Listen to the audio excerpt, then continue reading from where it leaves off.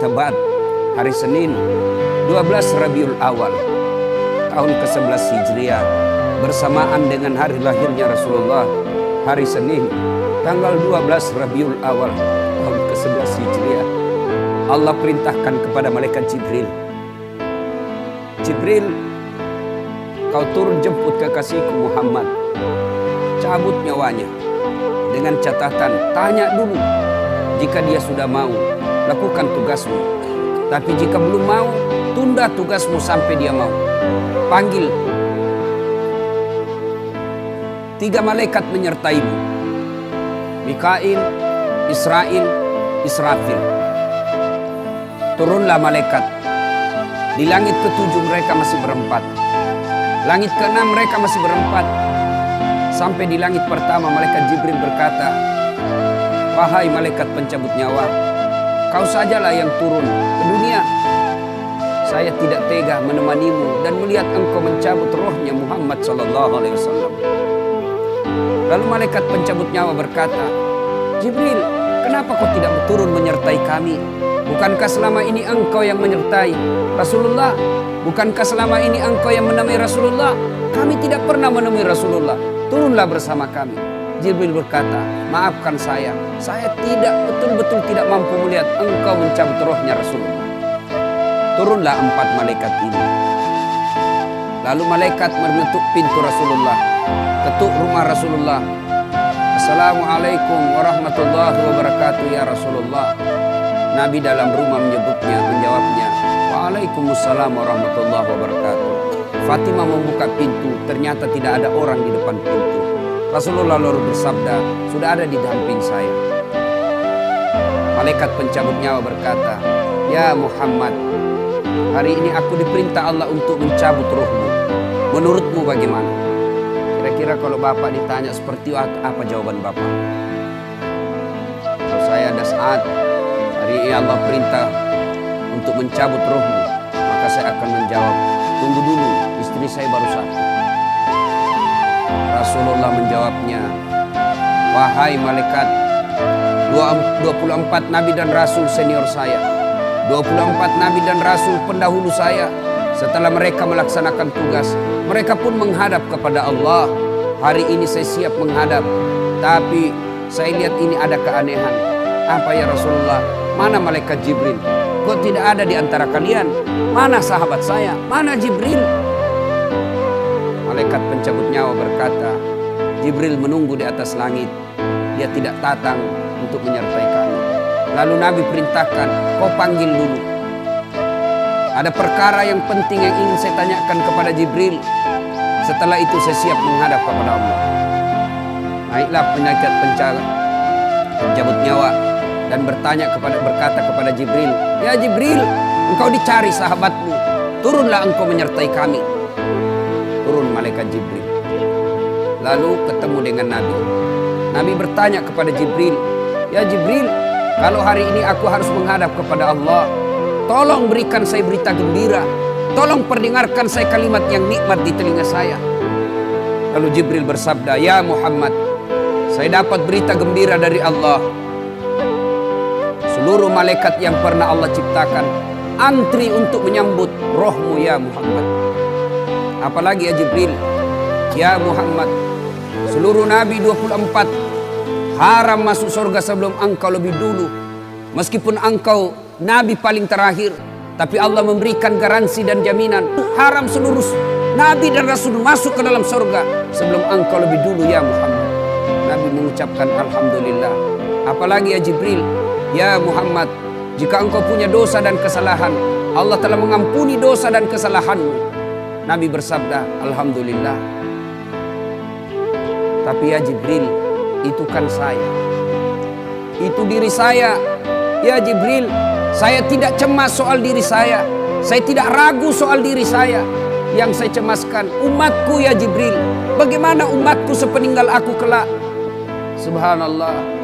Nabi tidak mencemaskan anaknya. Nabi tidak mencemaskan istri beliau. Nabi tidak mencemaskan keluarga beliau. Yang beliau cemaskan umatku ya Jibril. Jibril lalu berkata, baiklah kalau begitu ya Muhammad, nantikan saya. Jibril lalu menghadap kepada Allah. Selang beberapa saat muncul kembali dan berkata, "Ya Muhammad, aku telah mendapat berita gembira dari Allah. Meskipun engkau sudah tidak di tengah-tengah mereka, meskipun engkau sudah tidak berada di tengah umatmu, selama umatmu berpegang kepada Quran dan Sunnah, mereka akan selamat dunia sampai di akhirat." Mendengar ini Rasulullah lalu tersenyum dan berkata, "Alhamdulillah, segala puji bagi Allah. Malaikat pencabut nyawa, silahkan laksanakan tugasmu."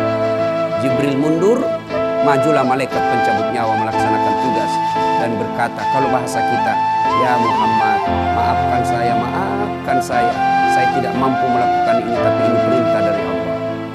Lalu Nabi bersabda, "Laksanakan tugasmu, saya pun siap melakukannya." Mundur malaikat Jibril, majulah malaikat pencabut nyawa melaksanakan tugasnya. Keluar rohnya Rasulullah, perlahan-perlahan meninggalkan telapak kaki Rasulullah.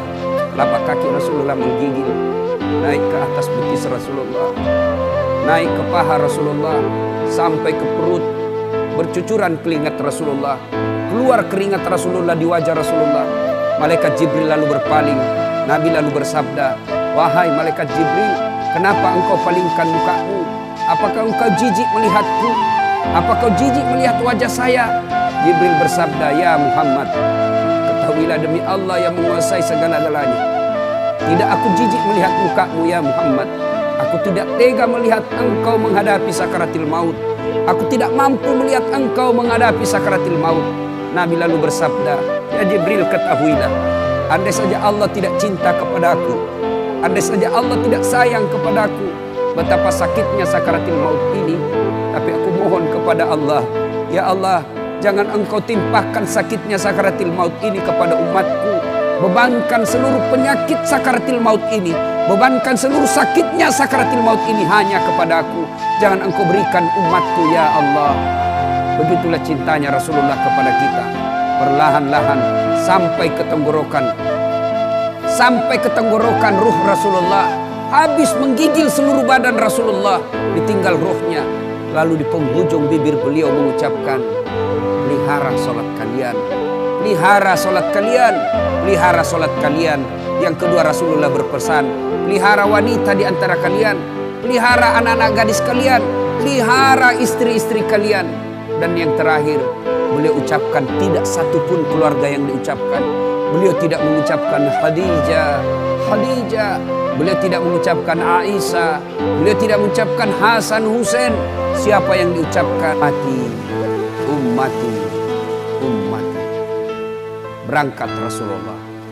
Hebohlah Mekah. Berduka seluruh Mekah.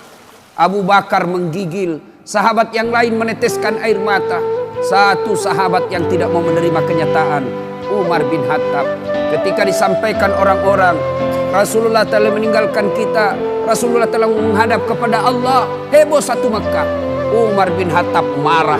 Dia cambuk, dia tarik pedangnya dan berkata, "Siapa yang mengatakan Muhammad wafat, maka aku tebas batang lehernya."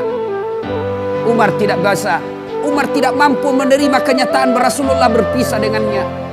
Dan Umar mengamuk, "Siapa yang mengatakan Muhammad mati, saya tebas batang lehermu." Tampil Abu Bakar Siddiq berdiri di depan rumah Rasulullah dan bersabda dan berkata, "Siapa yang menyembah Muhammad, sesungguhnya Muhammad telah menghadap kepada Tuhannya. Tapi siapa yang menyembah Allah, Allah tidak akan mati, Allah akan abadi selama-lamanya." Mendengar ini lunglai seluruh badan Umar, jatuh sempoyongan tidak mampu berdiri. Begitu menyadari Rasulullah telah meninggalkan. Begitulah para sahabat mencintai Rasulullah. Bagaimana cinta kita kepada Rasulullah? Kita lebih cinta kepada mobil daripada cinta kepada Rasulullah.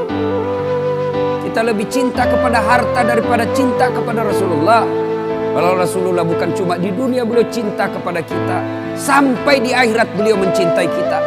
Dijelaskan dalam riwayat, ketika hari kebangkitan kelak, hari kiamat telah berlalu, seluruh makhluk binasa. Allah perintahkan kepada malaikat Jibril, "Ya Jibril, kau bangkitkan seluruh manusia. Kau cari makam Muhammad, kekasihku Muhammad. Kau bangkitkan Muhammad." Lalu malaikat Jibril berdoa kepada Allah, ya Allah berikan saya tanda untuk menemukan makam Rasulullah. Bayangkan habis kiamat, porak-poranda dunia, berantakan dunia, lalu disuruh mencari. Jibril disuruh mencari makam Rasulullah. Dengan izin Allah, makam Rasulullah mengeluarkan asap. Lalu jasad Rasulullah bangkit. Seperti kalau Bapak lihat sirkus, naik jasad Rasulullah terangkat, ya kira-kira seperti ini. Naik badan Rasulullah, lalu Rasulullah badannya demi Allah diriwayatkan tidak rusak, tidak dimakan ulat, tidak dihancurkan tanah, seperti badan Rasulullah ketika hidup. Bangkit Rasulullah seolah baru bangun dari tidurnya. Dia gosok mata Rasulullah. Begitu terbuka mata Rasulullah seolah bangun dari tidur. Begitu dia buka, nampak ada Jibril di depannya. Lalu Rasulullah berkata kepada Jibril, "Ya Jibril, hari apa ini?" Jibril menjawab, "Ya Muhammad, inilah hari kebangkitan seperti yang Allah janjikan kepada kalian." Kira-kira saat itu siapa yang dicari Rasulullah? Apakah beliau mencari bapaknya yang tidak pernah dilihat sama sekali? Apakah beliau mencari ibunya yang hanya 2 tahun 4 hari bersamanya? Apakah beliau mencari cucu kesayangan beliau Hasan Hussein? Tidak. Tidak satu pun keluarga beliau yang dia cari. Pada saat itu Rasulullah bersabda, "Ya Jibril, kalau ini hari kebangkitan, aina ummati? Mana umatku? Mana umatku Jibril?" Kita yang dicarinya. Begitu cintanya Rasulullah kepada kita. Rasanya tidak ada satupun pemimpin di dunia ini yang mencintai umatnya seperti cintanya Rasulullah Sallallahu Alaihi Wasallam kepada kita. Mari kita lihat cinta kita kepada Nabi. Salawat aja kita malas. Sallallahu ala Muhammad, Sallallahu alaihi wasallam, Sallallahu ala Muhammad, Sallallahu alaihi wasallam. Ya Nabi, salam alaik. Ya Rasul, salam alaik. Ya Habib, salam.